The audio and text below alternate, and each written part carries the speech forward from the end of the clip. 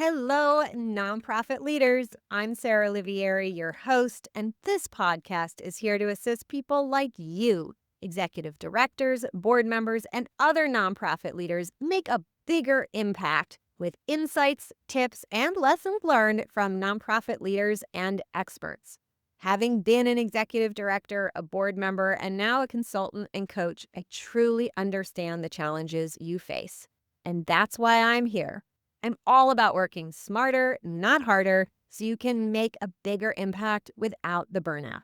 And so is our sponsor, DonorBox. DonorBox isn't just a suite of helpful fundraising tools, it's a partner that helps you raise more money and supports you in retaining your donors. I love their forward-thinking approach. Visit donorbox.org to learn more. And don't forget to sign up for the Inspired Nonprofit Leadership newsletter, where you'll get bite-sized, actionable tips just for nonprofit leaders like you, delivered weekly to your inbox. Sign up at inspirednonprofitleadership.com/sign up.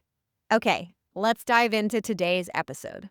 My guest for this episode is Eric Newman, whose story of turning life's toughest challenges into a passion project has touched the lives of thousands.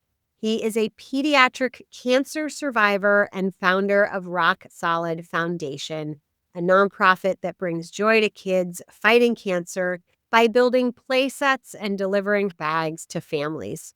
Since 2009, Rock Solid has partnered with 160 hospitals and served over 4,500 families. Eric is also a best-selling author of What Hope Looks Like and host of the Success and Significance podcast. And he's a sought-after speaker on purpose-driven leadership. His story has also been featured on The Kelly Clarkson Show and in a short film about his journey. Welcome, Eric. It's such a pleasure to have you. Will you just tell us a little bit more about yourself before we dive into things nonprofit leadership? Yeah, the bio makes me sound a lot cooler than what I actually think that I am. So I appreciate you reading that with so much enthusiasm. Yeah, so I'm here to love and serve. I truly believe that my life, our mission in life, is to love and serve other humans. Right now, my direction is focused on the pediatric cancer community. I also love to just watch others flourish in their calling or their purpose. And so I'm extremely excited, honored to be here. And anytime that I can help one person make a difference, then that's what I'm here for. Like a lot of the times, I dream big. I want to help millions of people, right? But how are you going to help millions? By focusing on the one. I hope I'm able to do that today. Yeah. So a question I want to ask you about your journey. You have a powerful story as a founder, being a pediatric cancer survivor yourself. And I think many nonprofit leaders, especially the founders out there, know the power of a story. And I'm wondering if you can share a little bit with us about how you evolved and maybe even improved the way you tell your story. Yeah, it's a great question. I believe so. My whole premise of really just from the social aspect of it or storytelling is stories stick and facts fade. The nonprofit world, right when I got into this 16 years ago, I was inundated with all these facts and data and all of that. And I couldn't tell you, even 2 minutes after someone told me some data, I couldn't tell you that. But the one thing that I could remember is the story that comes along with it. So that's one way that I have evolved over time. I just read the book on how to start a nonprofit or really Googled it. And it's tell all these boring statistics. Not that statistics are not important, but it shouldn't be a leading indicator. So that is one way I've evolved. I know the stats. I have people that know the stats with me. But for me, stories stick and facts fade. But then the other part is that if you think about how things have spread throughout time, before there was technology, before there were even writing, how did all the stories spread? By word of mouth. We train and teach our team how to tell stories, and we call it an elevator pitch, but we have designed every team member on their onboarding. We teach them how to tell a story in a minute or less that then wants people to want more. So you design the story through power statements. So my calling in life is to allow play to defeat cancer. And then people are like, how do you do that? I'm like, let me tell you. Well, tell her. Yeah, and so that's how I think that stories are the most important thing that any nonprofit person out there, company, organization, or startup could do. If you're not telling stories, there's countless of videos and things that you can watch to help you learn to become a better storyteller. Yeah. Are there things in your own story that over time you've learned to lean into or don't go so deep there? It's not as interesting to people? Yeah, I think anytime you're telling a story, you need to know your audience. So for today, like I could go into a huge detail about I was the second child 3 years old when I was diagnosed with cancer, right? And just on and on. But the reality is, like for me, how it's evolved is I'm a childhood cancer survivor, and I truly believe that play defeats cancer. And hear me, I didn't say cure it, but I believe when we provide play to a child fighting pediatric cancer, cancer is the farthest thing from the child's mind. So, will you help me allow a child to escape the reality of cancer to do the one thing they've never had to be taught to do, which is to play? And so that's again my story, pediatric cancer survivor. But again, I have to become less in all of this as the founder. The founder syndrome's a real thing. Yes, I still think I can do it better than anybody out there, but the thought side of it and the actuality of it is a lot different. I have evolved from when we first started. My story is still what I get the honor and privilege to share on Kelly Clarkson stages all over the country. But you got to know your audience, and the story must evolve. Why? Because if you're not evolving, then you're dying, if depending on how you look at it. Yeah. Yeah. I love that. So you mentioned founder syndrome. And I want to ask you, can you just share with us for our audience, your organization, Rock Foundation, like how big is it now? Like just give us like high level, like how many staff, roughly what budget size, so we can get a sense of what it's like, what you're leading. And then I have some questions for you about Yeah. So Rock Solid Foundation, we're 16 years old. I started after I lost everything in the construction company. I moved to Costa Rica, lost everything, and found myself at rock bottom and asked myself what this one and only life was about. So I combined my cancer knowledge of being a cancer survivor and my construction knowledge. And then started Googling and everything with the organization, all that I saw were kids in hospital beds. And then I was like, man, like, how do we get them out of the beds to be able to play to help them with physical therapy? So we started with an idea. When I first wanted to file 501c3, I kept calling it like a 5026. I had no idea what I was doing. I was in the entrepreneur. I've been an entrepreneur since birth. I've had 11 companies, 10 of them have failed, and the one to where I focus on other people has survived. So I started with zero. I'd never, ever heard nonprofit. Someone called me a philanthropist and I jumped at him. I was like, what'd you call me? Anything with an ist on the end couldn't be good. So little did I know that they were trying to be positive. So started with nothing. Sold Krispy Kreme donuts. That was the only fundraising experience that I had. I got 10 of my drinking buddies and we cornered the market on Krispy Kreme and we built one place set. Then we built another one. Then we built another one. And then we found the model of team building exercises in 2008 and nine. People were laying people off. So we're like, hey, wouldn't it be cool if we did a team building exercise for ABC company? They brought their team out. They built the place set, and then that helped fund our mission. And that was a catalyst for us. So we started from zero. And now this year, we'll do about 5.2 million a year. We'll probably deploy around 6,000 of these bags to hospitals throughout the country, and we will build about 450 place sets this year. With our goal, BAG, Big Hairy Audacious goal, is to love and serve 16,000 families in the U.S., and we will be this close, very close, by the end of next year to be able to wrap our arms around the entire pediatric cancer community. That's taken us 16 years.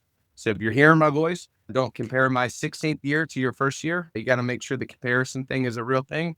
But I'm an entrepreneur. I found myself put in this aquarium, if you will, captivity of the nonprofit world.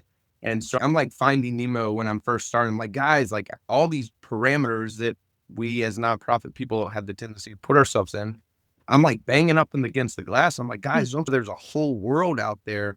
What if we run this like a business and let's see what happens, and let's take those constraints and let's get out of this fish tank and let's get into this broad ocean of business, but have a business with a mission. And that's what we've been doing for the last 16 years. so many important nuggets in that story, which I'm going to highlight in a second. But how big is your team now and how many volunteers? You work with business team buildings, but how big is your core team? Yeah, so we have a staff of 24 now, and then they're throughout the country, and we have thousands of volunteers that come out because we had to make building a place that's always not the easiest, but we've made it super simple. If you Chuck, I never met anybody named Chuck, so if you have a 6 years old, you can't read, never touched a drill before, it's got to be that simple for Chuck to do it. And so we have thousands of volunteers throughout the country. And even from the intro that you read, we're partnered with close to 200 children's hospitals in the country now.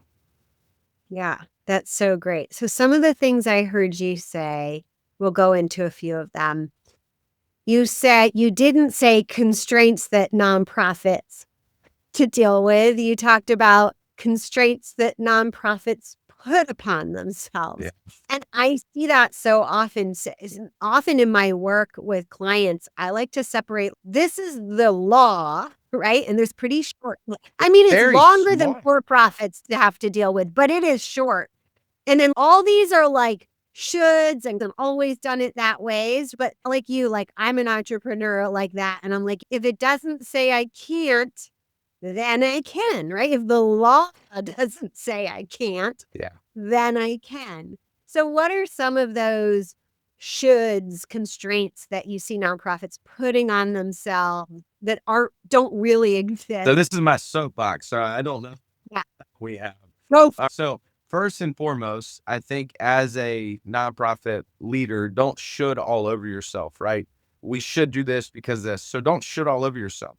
Get that out of the way and then really get to know it's only very small of the hindrance of a nonprofit. The rest is what I call the golden halo perception. Just because I'm a nonprofit doesn't mean that we can't make The money. sprocket, by the way. That's fine. I For imagine those who aren't seeing it, that my dog. some guest Speaking of appearances. It's, Oh, that's right. Get an extra guest. yeah, it's So good. yes, you don't shoot on yourself. Carry on. Yep. Yeah. So then from that, some of the constraints is the overhead myth. That's a myth. That's not a Oop. law. I believe in a world. This is me, and this is what I truly believe that you can be successful in life and change the life of another human. Success, you got to make money. You got to have money. You got to run your nonprofit like a Fortune 500 company. The only difference is your shareholders. So for me, I have my shareholders are kids fighting cancer. So I need to market better than any company out there. I need to sell, develop, however you want to call it, better than any company out there. Why? Because my shareholders deserve the dividends that I need to make. And so we run Rock Solid like a Fortune 500 company. My shareholders are 16,000 kids in the United States, and then their parents, and then their siblings. So my shareholders, I have a duty to run this like a business better than, I'm not going to say any Fortune 500 companies because I'm not bad mouthing them, but that's my obligation to my shareholders. So no matter what nonprofit you're in, helping with the homelessness, addiction, you name it, those are your shareholders. Those are the ones that truly matter. And the ones that are like, oh, you spend too much on overhead. If you really go back and look, they probably don't know how to read a P&L report. And then they've probably never given you a dime in your organization. So don't shit all over yourself. Move past that and focus on your customer.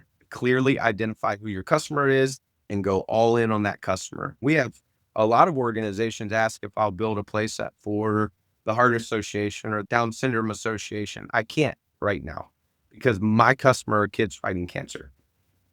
Yeah. Yeah. Again, so many nuggets in there. And I agree with you 100%. You know, that nonprofits, you run on money. You need money, right?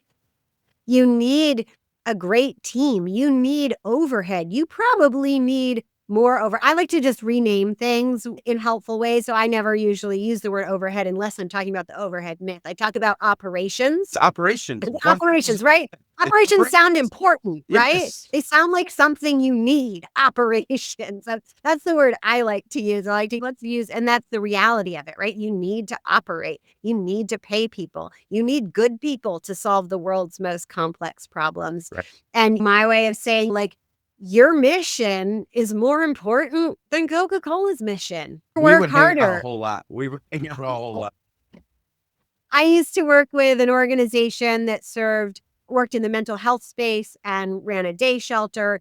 And at the time, I was doing marketing for nonprofits, but not so much fundraising marketing, but actually serve your clients marketing. And I was always saying, hey, your competition is literally heroin.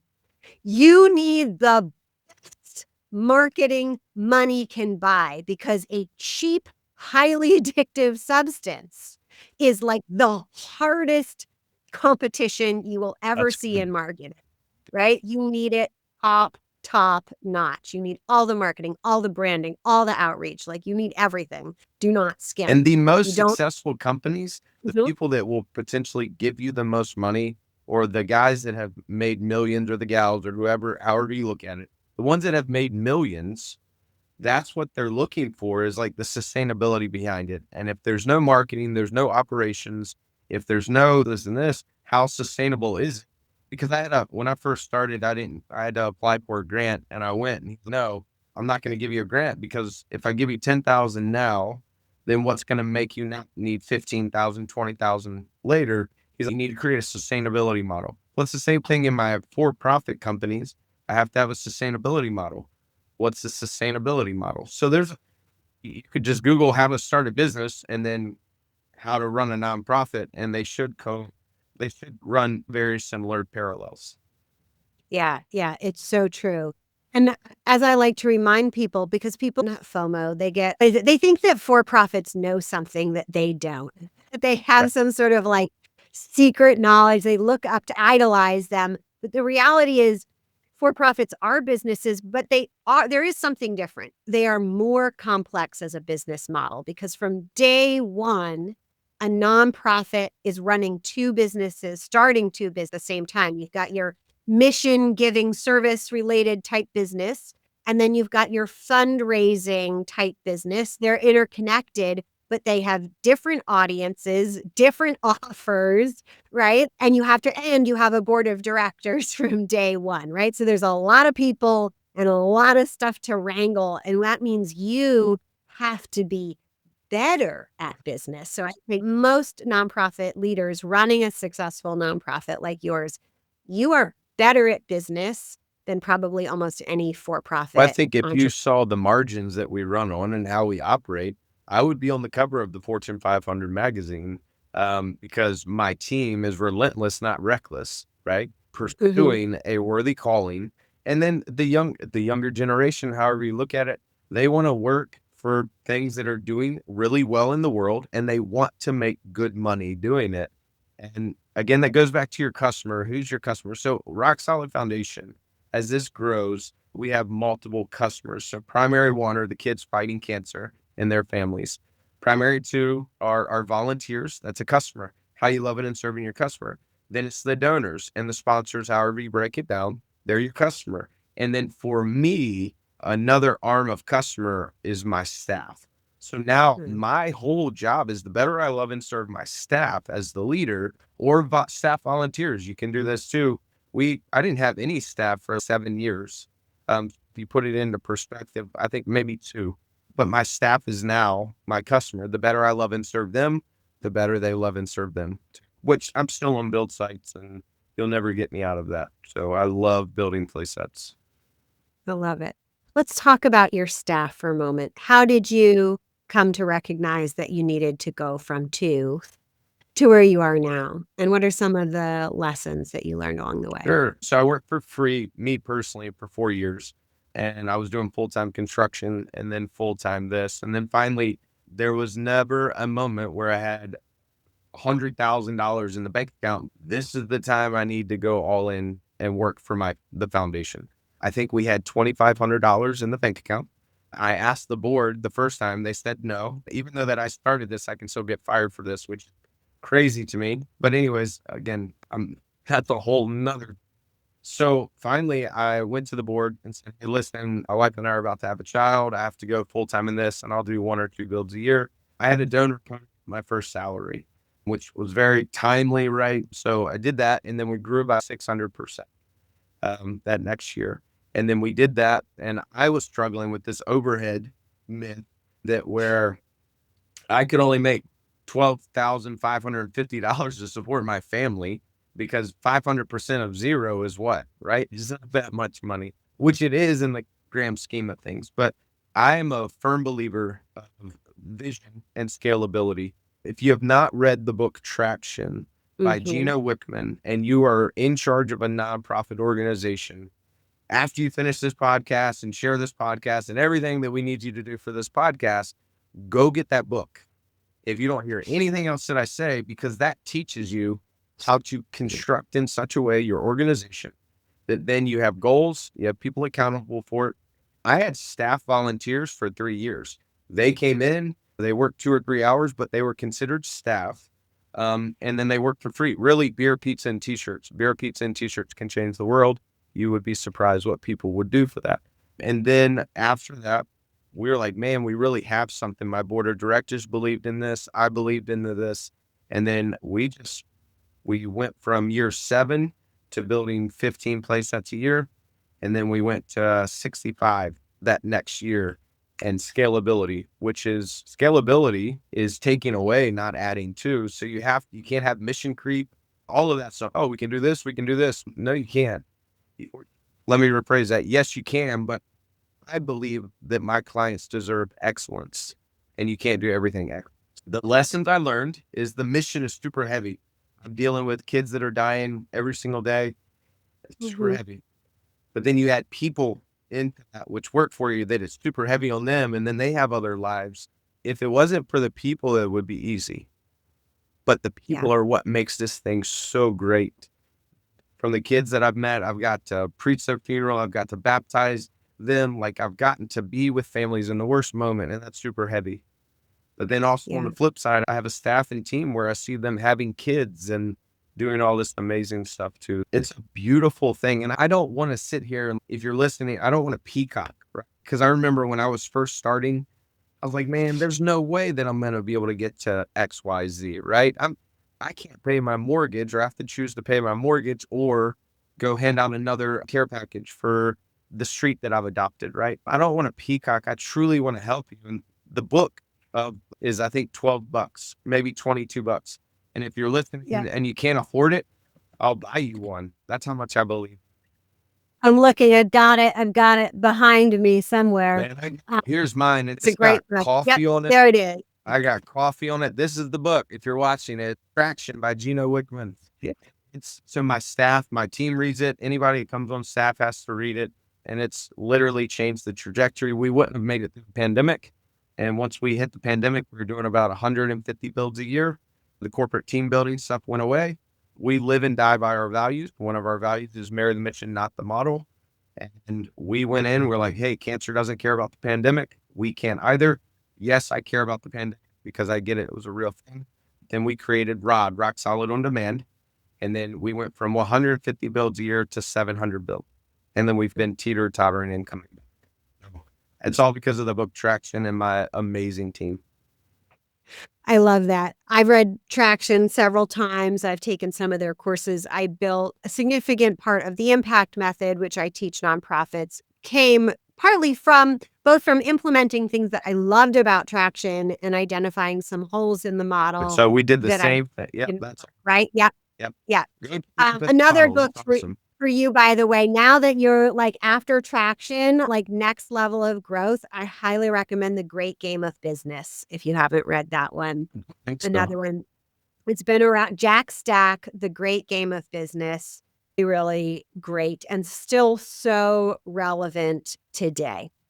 And in doing that, like learning, I think what you said, like learning, remembering that your team, your staff is one of your customers. So as you do that and you carry this heavy load and you're supporting your staff, what are some of the things you practice to keep yourself well and to treat yourself as a customer too? Yeah, that's a great question. I do not do a very good job of that. So I do 7 healthy habits every single day, and it's designed to where I can do it on the road, all the way to where it's like I do athletic greens, right? Do some prayer and meditation. I read 25 minutes a day or listen to a podcast, one or the other, and then I have coffee with my wife. Always make my bed. I think I listened to a Navy SEAL say that one time, and I just do that. But I do 7 healthy habits a day. I'm seeking. I don't golf. I don't have enough time for that. I used to surf a whole lot. Can't surf if the waves are flat, right? So I am in search of a hobby. Almost took up pottery, but my wife was like, "That's dumb." Not because pottery is dumb. She's like, "You're just not gonna have enough."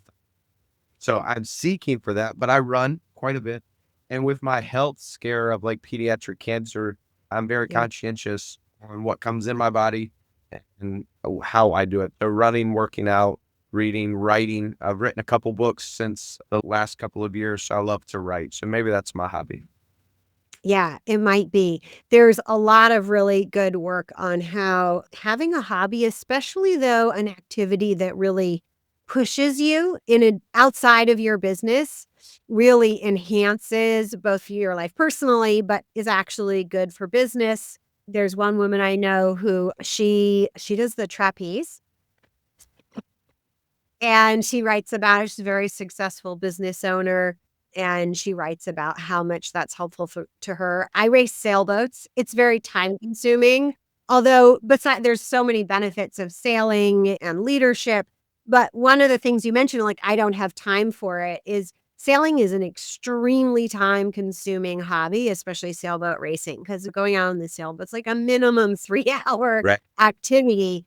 But what it has forced me to do in order to have time to do sailing, I'm also a mom of a kid with special needs, and I have aging parents, and I have a partner, and I have animals and a house. It's not, it can sometimes feel overwhelming because it's a lot of different things, but it forces me to be very intentional about my time, forces me to run my business even better because I've said, this is the amount of time, this is the amount of impact I want to make. Right. And this is the amount of time I have to make it in my business because I'm going to do all these other things too. And I've done it all different ways, but I have worked these days, no matter how I slice and dice it, it's a 16-hour work week on average, no matter what. I've done it as a 3-day work week. I've done it as a 4-day work week. I've worked every day. It's 16 hours a week on average. To me, that is, I found the sweet spot tracking the hours and it feels so good. And I know that 19 hours a week is too much. And at around 12 hours a week, the business starts to suffer. Yeah. It needs a little more of me. But you've But been there, intentional with it though, right? I think that's the right. It's the intentionality intentional behind it inspiration. is very important. Yeah, absolutely. So it forces you to focus in. And then there's so many great tools, like you mentioned in traction, great thinking and tools around focus and really honing in. I want to highlight something else you said about scaling is taking away. I know that to be so true as someone who helps businesses and nonprofit scales and talking to other coaches and consultants who help people scale. There's like this running joke in the community of coaches and consultants. It's like, we just tell people not to do things. Stop doing that. Take that off your calendar. Don't do that. Forget about that. Get rid of all these other goals. That is the work of it. Tell me about from your experience, how have you felt that to be true of taking things away in order to scale? Yeah. So for us, you only have even just what you talked about. You have limited amount of time capacity. Like usually by 3 p.m. I'm done, right? I start super early in the morning. So you identified that you have limits. And then from that, for us, precision and excellence is there's a reason that there's not a lot of organizations out there that can say that they're precise and they operate at excellence. So that took me on this journey of I've read hundreds and hundreds of books that what I realize is that part of us is focused on simplicity, right? Simplicity changes the world. Albert Einstein, if it's not easy enough, I think a 6-year-old or sixth grader can understand it. It's not easy enough. When you start to take and you add complexity, that's the opposite of simplicity. And so for us, scalability is taking away what you can't be precise at, what is not simple. And from that, with that lens, that's how we look at the lens of everything. Focus on simplicity. Simplicity changes the world, right? So that's what we're trying to do. And so my teams are through that lens too. They have to read certain books on simplicity, customer obsessed, right? I think for me, the biggest challenge is over time, as organizations grow, they become clunky. They become very clunky. That's not us. We marry the mission, not the model. Your model is always going to change. I have to preference that to a certain status of it. But your mission for me is to love and serve every child fighting pediatric cancer. And then if your why is strong enough, you always figure out how. Forget who said that. But for us, marry the mission, stay focused on the why, respect simplicity. All of those things are our values that I quiz my staff and team on probably once a quarter.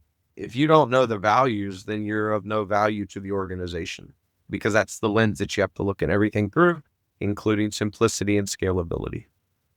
Yeah.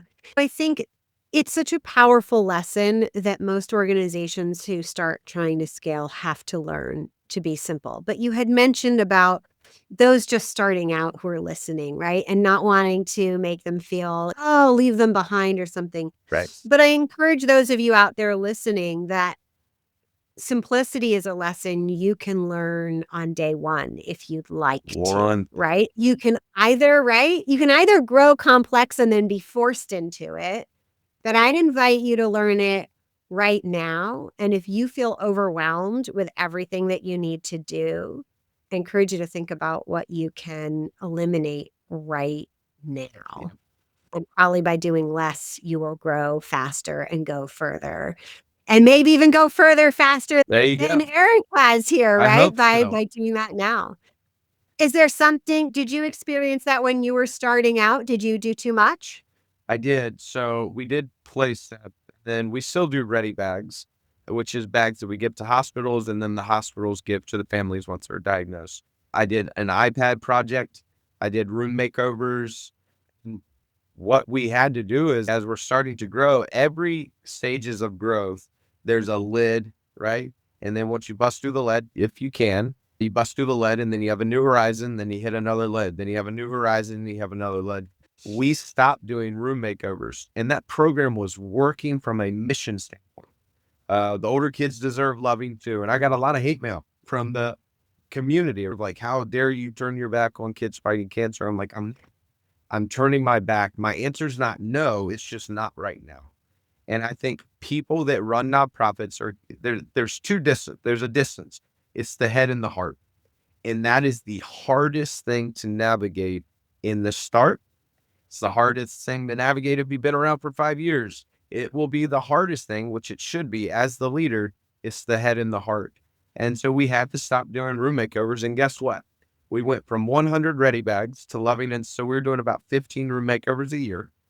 We went from 100 ready bags. And once that decision, and we were able to focus on the ready bags, we went from loving and serving 10 families a year from that program to I think it was 1,200, 1,250 the very next year, because our Yeah. time, our money, our resources, our branding, our marketing, the amount of stories that people will remember, they can't digest all that.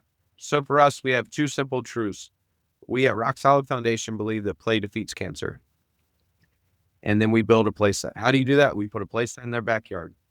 And then there's another truth that we believe, that no family should ever feel alone on the day that they're diagnosed. What does hope look like when it's not for what you'd hope for at all? We are able to infiltrate behind enemy lines, me, not the hospital, but for pediatric cancer, and give these bags, and they're ready to be deployed at the hospitals. And that's the moment. I don't want any family to feel like they're alone on diagnosis. How do you solve that? Give them a ready bag. How do you allow play to defeat cancer? No kid should lose out on play. Build them a play set. And then everything else becomes super complex. But to your point, start now. What are some things that you can just marry your mission and not your model and see what happens? I love it. For those leaders out there thinking, wow, like Eric has such great wisdom to share with us. Who should be reaching out? What's the best way to follow your work? Yeah, so I'm on all social media channels. You can email me at eric@rocksolidfoundation.org. I still check my emails. I love to love and serve. And I think social media, you can follow us there. Send me an email. And then my last thing is, if you want to change the world, right? Cheers to the crazy ones that think they can change the world, because they just might do it. Wherever you're at from season one, if you've just opened your nonprofit, to if you're 25 years in and you're about to quit, I would say focus on the one. Focus on the one, what you hope to do for the many, and then you'll arrive at the many. But if you focus on the many and lose count of the one, I'll come work for you, or you can go work and do something else. But that's my whole philosophy, is like, one family at a time. if I miss the one family or the one program at a time, if I miss that, then I'm missing the whole mark. You can email me, communicate. I love to share the wisdom. The only way I'm sitting here is because people have poured into me the last 16 years. I love it. Thank you so much, Eric. And thank you out there for listening and everything you do to make our communities better. However, you're choosing to make our world a better place. Keep your focus lean and razor sharp. And until next time, I wish you all the best. You've been listening to Inspired Nonprofit Leadership. Thanks so much for tuning in. Be sure to subscribe so you don't miss a single episode or the bonus episodes. And while you're at it, please leave a rating and review, and be sure to share with your friends and colleagues. Tune in every week for more useful insights and wisdom on nonprofit leadership. Thanks so much for all you do for the communities you serve. Until next time, all the best.